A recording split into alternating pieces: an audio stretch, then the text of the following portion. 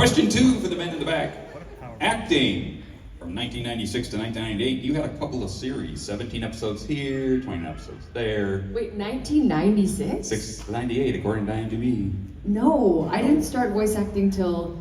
I mean, I did like musical theater and, you That know, might be what they're thinking. Yeah, but I never did anything professionally till like 2000 and like... Mid-2000. 7. Yeah, or I'm thinking so. 6, 7, according to IMDb. I think so, yeah. Okay, so before you got your first professionals in the mid-2000s, how much were you actually going for auditions and things like that? Did it take a long time for you to break through that first professional job? Sort of, yeah. I mean, I went to the Canadian College of Performing Arts where I studied musical theater, and I was sort of like on that trajectory to like do musical theater, and I wanted to like, you know, go to Broadway maybe or whatever. It was like probably Toronto because that was more realistic. Yeah, I started doing, I did a small contract doing, it was called Story Theater Company, where I was in a children's touring theater company where we would go to schools and do like 2 to 3 performances a day. And there was 4 of us in the cast, and we all played like 7 characters each. And it was an anti-bullying show, so it was for a good cause, but it was like hell, because it was so much performing and like just grueling, traveling, touring in a van, just doing this thing day after day. And it let me pay off my student loan, which was awesome. But yeah, right? But then during that time, I was sort of getting courted by an agent in Vancouver. At this showcase that I did for my school, the Canadian College of Performing Arts, we did a showcase, and this agent came and was like, "Hey, I think you'd be good at this voiceover work." And I was like, "What? What are you talking about? Is that a real job? Like, that seems crazy." Anyway, he invited me in to do like a reading. It was for film and TV, and then for voice, and I blew the film and TV thing, and I couldn't remember the lines, and then I did like, you know, read off the page for whatever the voiceover part, and he was like, this is it, this is your ticket. So yeah, I just kind of started, I think he threw me into an audition like a couple of days later. I think I did like 2 auditions, and then I landed my 3rd role. So it was like, I got in at a good time. It was like a real, I mean, part of it maybe is talent, but a lot of it is luck and just timing. So yeah, I was very fortunate to get that opportunity. Yeah, there was a lot of anime coming over about that time, and there's a lot of your contemporaries were doing Dragon Ball Z and some of these other shows that were doing Voltrons and things like that. Yeah, Voltron came a little later. The first show I ever got cast in was a show called Slim Pig, and it was a BBC show that then got produced in with American or Canadian Western accents. And I had to play a 2-dimensional pig in a 3-dimensional world. And I got to work with like Kathleen Barr, and Ian Corlett was on that show. I don't know if you guys, a lot of like wonderful voice actors who just kind of showed me how to do the thing. Yeah, it's wonderful being a voice actor with these guys, because they are so supportive to everybody over there. I mean, I've taken a couple of classes up there. If you're a voice actor, take a class in Vancouver with any of the places up there. You will learn so much from these people. Question 3, guys. Music, of course. With your background as a singer, it would give you a leg up getting voice roles like Dash and Applejack, and a show filled with wonderful music by Daniel Ingram. Yes. You know. With Hey Ocean Band running concurrently to MLP, did you find juggling the band and the new hit show a struggle, having to sing in not just 1, not just 2, but 3 voices? I mean, wait, who was the Yours third voice? and My Dash's. voice. Oh, okay. Yeah, because you're singing for Hey There's Ocean. this little baby, or this little baby guy over there. Yeah, no, it was tricky. It was tricky because I started with the series in 2009, and that was kind of when my band started like really taking off, and we were like at that time touring nonstop. So like you have to, in order to like, you know, cut your teeth in the music industry, you got to get on the road and like show the people that you can perform live.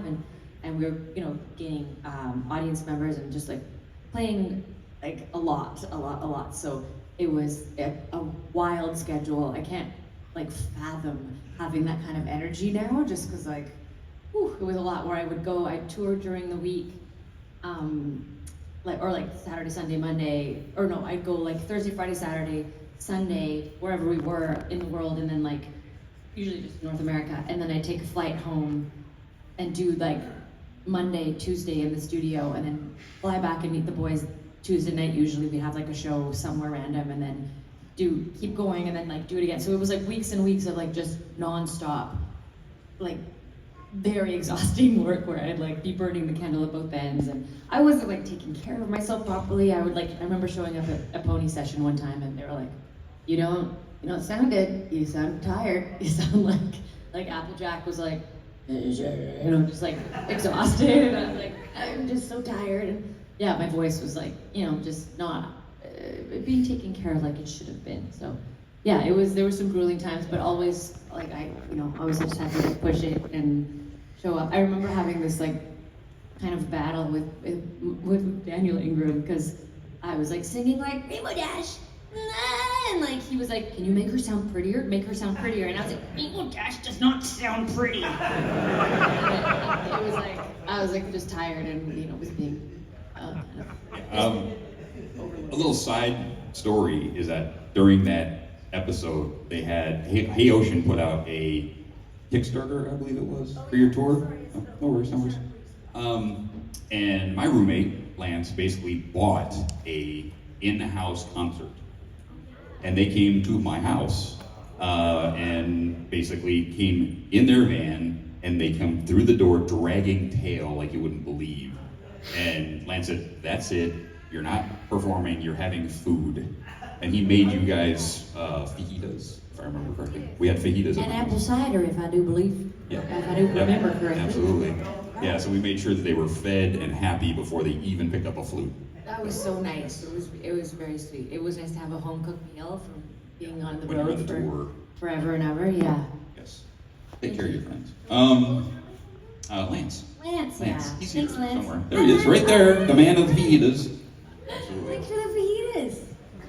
Question 4, gang in the back. Let's talk process a little bit. All actors have this process they use for prep for a role, but having 2 characters so different from each other, an Artie and Applejack, how did you prep for, say, an episode that would be heavy on these 2 like fall weather friends, which we see up there from season 1, where you're not really used to the characters quite yet, and they're boasting and fighting with each other on screen all the time? I think that this was probably, what season was this? 1. Season 1. Okay, so the first season, Terry Klassen was directing, and he kind of didn't maybe trust me yet about like doing the voice switch. And also season 1, their voices were very close, like tonally. So like Applejack was like pretty up here, you know, she like hadn't gone through puberty yet or something. And you know, so like sometimes when Applejack would, you know, they kind of get in the same range. And I remember having to record this script in particular separately. So I would do all the Rainbow Dash lines first, and then someone would read in Applejack, probably Tabitha or Andrea, and then I'd go back and do all the Applejack lines, and vice versa. And yeah, and it wasn't until season 2, I think, that we kind of like decided that Applejack's voice is going to be a little deeper. She's going to be a little more in the bottom end here, and it made it easier to separate. Like, you know, doing this, and then we're going right into here. So it was like, I think a choice that Terry helped me kind of, it just made more sense. So we went there, and then I was able to just like flow through the scripts, and there was no like recordings, you know, separately from myself. Oh, that's cool. We had the same thing from Andrea, who Yeah. just talked about that too. Yeah. Number 5, people. Back in 2014-15, you and Brent did this little documentary film called The Brony Tale. Got lots of traction. We actually all went to Tribeca in New York for this thing. It was kind of cool. Was this another extension of your creativity, answer to a question that was eating you up? Can I make a film? Can I do a documentary? Was it just your extension of your creativity well? This was not my plan at all. I basically, so this, this stuff started happening. Brett is a dear old friend of mine. He worked at the CBC in Vancouver for years, and he used to kind of do some music interviews and things. We like sort of went on a couple dates and it didn't work out. And then like years later, we hung out one night and I was talking about this brony movement that was, kind of throwing everyone off, like the production side of things, because they were like, we don't know how to, what's happening, who are these people? And obviously we know now who you are, and you're awesome. But at the time, the producers were like, wait, no, this is like not the clientele we're used to, like it was, Brent was just finishing a music documentary, and then he was like, well, like, are you gonna go to a con? And my agent at the time was like, no, you shouldn't go to these cons, like, we don't know who these people are. And I was like, I don't know, it could be cool, like, who knows? And then I had this invite, and Brent was like, well, like, we should go, and you should bring me. And I was like, okay, I guess, like, sure. And we just, it was very like, it was just him and a camera, and we flew down, and it was like the beginning of, I don't think there was any cons before that in New York.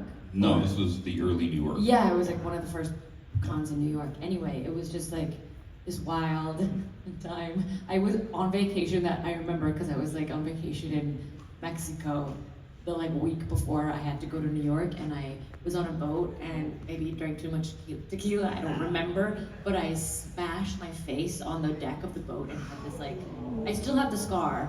I had to, the whole documentary, I'm like, oh, like you can just see this like kind of gross thing on my lip that maybe looks like herpes, but it's just a smashed lip from a boat accident. But it was a totally wild time, and Brent was such a trooper, and it was just like a fun adventure to go. And then all of a sudden, Morgan Spurlock. Yeah, it was Morgan Spurlock of all people got a hold of it. Picked it up. Yeah, he picked it up, and then we got it just like hit the ground running. And I know there was another Brony documentary that was also around the same time that Tara and people did. I never saw it. But it was John Delancey and Tara and all those people. So I think, it was just like it was not planned on my part, but it was just this thing that Brent was like, let's do this. And then he followed through, and he did like a mega Brony tour where he was just going place after place after place and like put in the time. And so it was all Brent. I was just, the face. Yeah, you put in a whole day with me. It's like, let's go do things. It's like, what do you want to do? It's like, let's go have hot dogs. Okay. Dusty, you're Brent's favorite Brony for sure. Really? Oh yeah. Oh, geez. Yeah. Okay. Well, I did get him a DJ for New York too. So. Question 6, gentlemen. Practice. You are an amazing flautist. Oh. I said that word right. You did. You said it right. And I'm sure that talent didn't come to you overnight. Acting is also quite a learned skill, honed through hours and years of practice. What do you do even now that you are a successful voice actress to keep your acting skills sharp and ready for that next opportunity? I mean, I don't know if there's much you can do other than just like live your life and just try and like take in as much experience as possible. Like, I say yes to a lot of things. Sometimes I like get in trouble for saying yes too much, but I can't help it. Like, I just want to have as many experiences as I can in this life, So there's a good reason to say no, and it's a powerful thing. I'm still learning to say it, but yeah, I think just like gathering as many experiences as you can, so you can draw from those experiences to take into your practice, into your acting. Now that you said it, you get experience, go out and do things, experience the world, read books, all that kind of stuff. Any, say, inside tip on acting that you've used to maybe give to these folks? I mean, I think just like, well, as far as voice acting goes, so much of it is just, it lives in here, right? It's just like learning how to use your vocal cords properly. So I think like having vocal training it's helped me a lot. So find yourself a singing coach and a vocal coach who can kind of help you find those layers in your own vocal cords, and yeah, I think just dig in that way, because I just had I had a singing teacher since I was young, and yeah, it really helped, I think. Awesome. What is Pastor and Applejack's just like, okay, sweetheart, just calm down now. I feel like Rainbow Dash is kind of like the old devil on the shoulder, and Applejack's kind of like the little angel on the shoulder. So I've got them constantly playing in my mind, just telling me to do the good thing or the bad thing.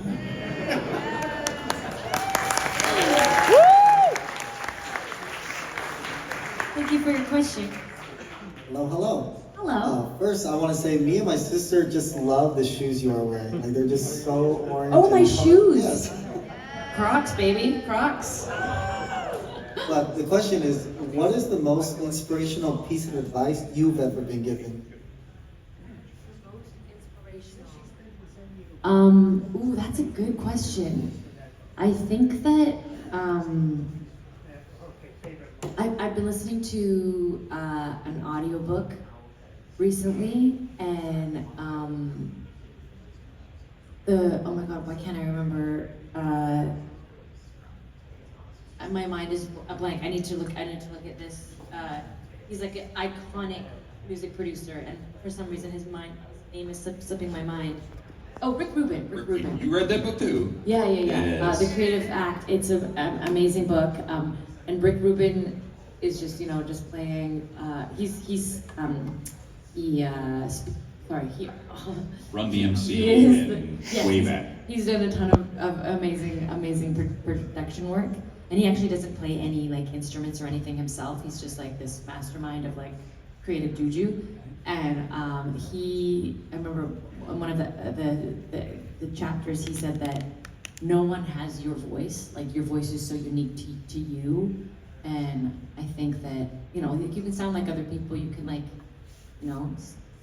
try and like mimic or whatever, but like when it comes down to it with like my own creative flow, like knowing that no one has these exact vocal folds, like they are mine, and they are like, this is my instrument. So I think just really like when I think about all the music that's like being thrown at us these days on social media, and like how there's so much music coming out, but like to remember that like, oh, like no one has, like I am unique in my own voice, you know what I mean? I think that's a good one to bring. Everyone is their own person. Yes. Thank you.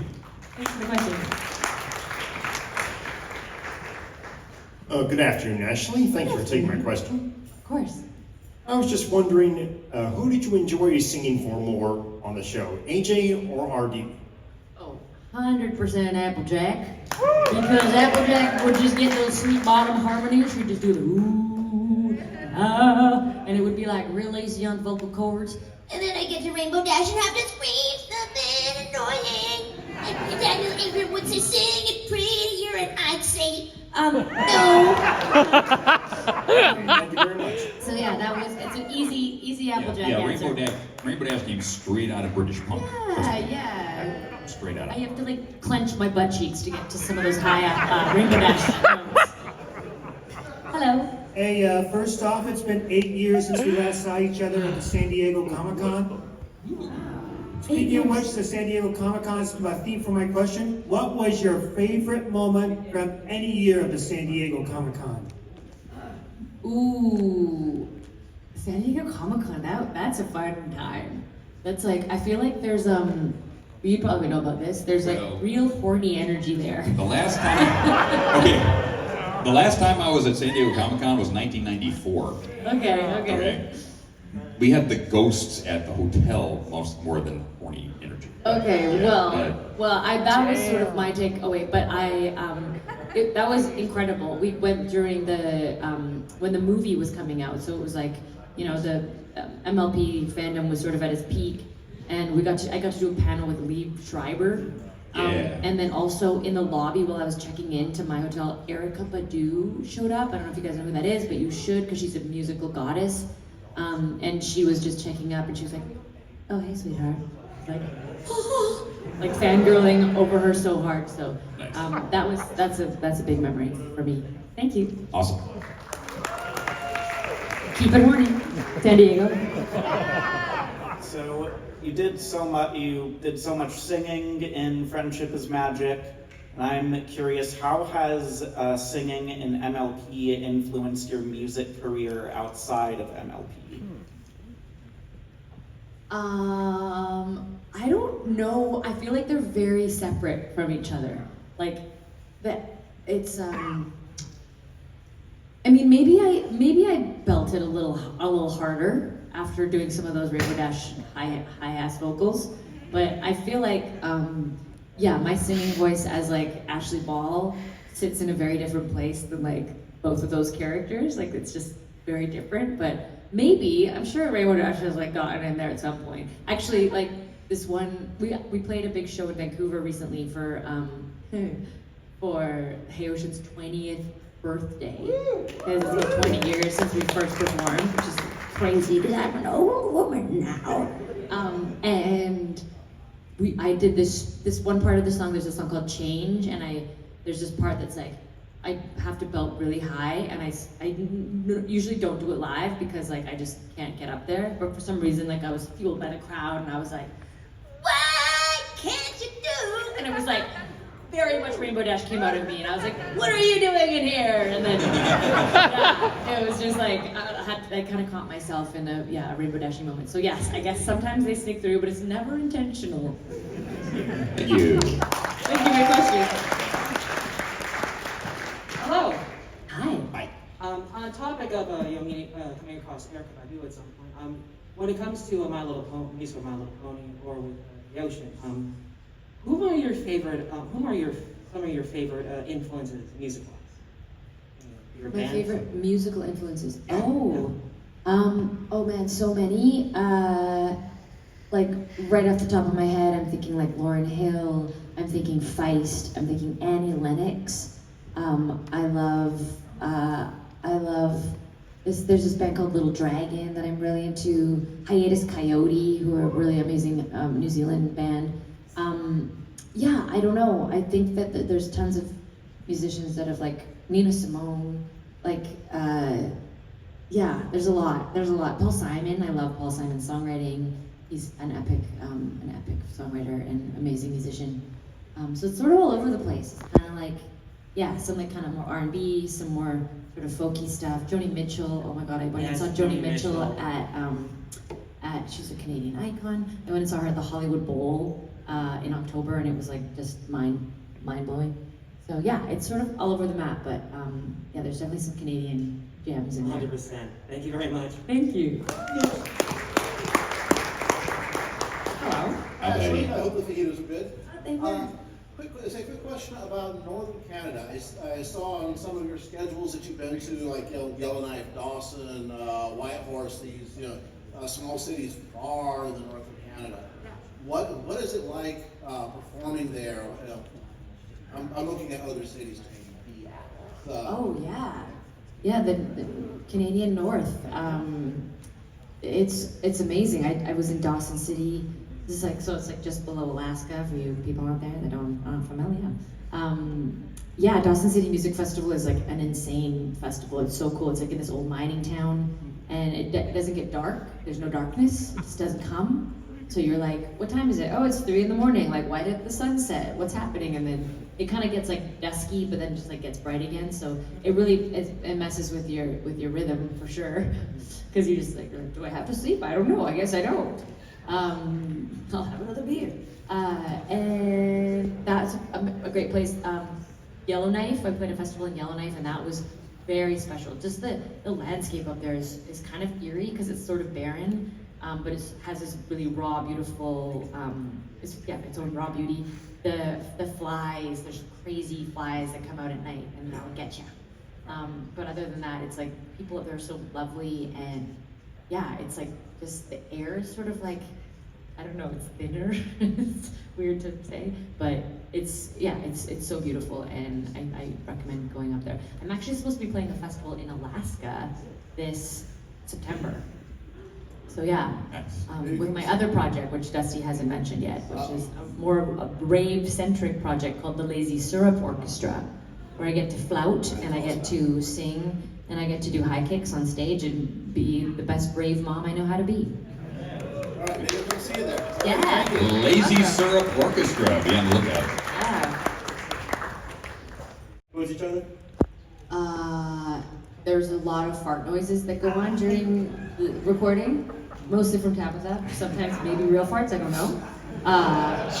She's just like the real pinky But pie. yeah, there was a lot of like giggling in the studio and a lot of, I mean, I don't know about pranks. Sometimes we'd like go in and like maybe scribble out a line, like if someone was late, usually me, there'd be like, someone would have like messed with my script, like crossed out a line and written something like, you know, perverted or something like that. But yeah, for the most part, we kept it pretty chill unless, you know, we had moments of hilarity. But it was always such a treat. Like when the main six were in the studio, obviously Tara Strong didn't record with us, but when it was Tabitha and me and Andrea in the studio and Kathy and Nicole, like it was always such a treat and so fun. And Nicole would always bring in like weird, like potions, like aromatherapy stuff, and then Tabitha always brings cookies to every session, and like angel cards. I don't know. There was just a lot of like really good juju going on.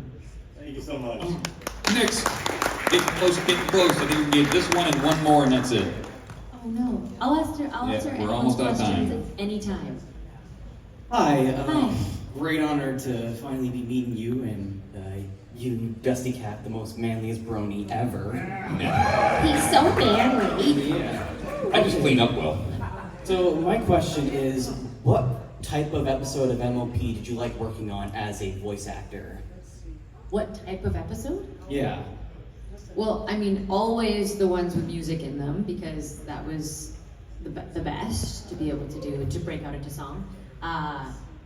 I think the ones where the whole cast was there were always really fun. Also, there were some good guest stars that came in. I got to do some fun. The Daring Do episodes. I really like the Daring Do episodes. Oh yeah. Like Kira, who plays Daring Do, she's a good friend and she is awesome. And she was like one of the first people I got to work with when I first started out. And yeah, she's great. And I thought those episodes were so well done. Good. Yeah. I love the line from Rarity Takes Manhattan where Rainbow Dash says, "Pony's just breaking out into song. Who does that?" And Rarity goes right into song. Yeah. Okay, go ahead. Dusty was like, we're talking about music, and I'm going away after this, and I always bring my flute with me wherever I go.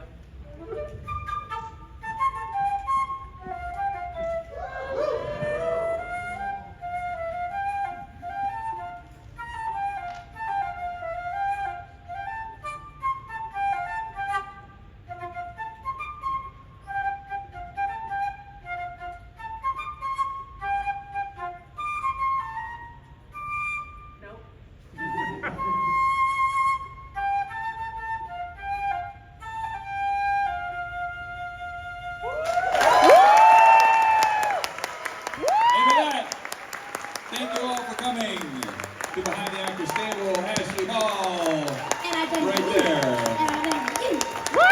Thank you guys. That was unprepared, but I really appreciate you being here. Thanks, Dusty, for having me, and we'll see you guys all at autographs. I can't wait to answer questions that I didn't get to answer, or just like connect with you in person. So, Yep. thank you. Thank you!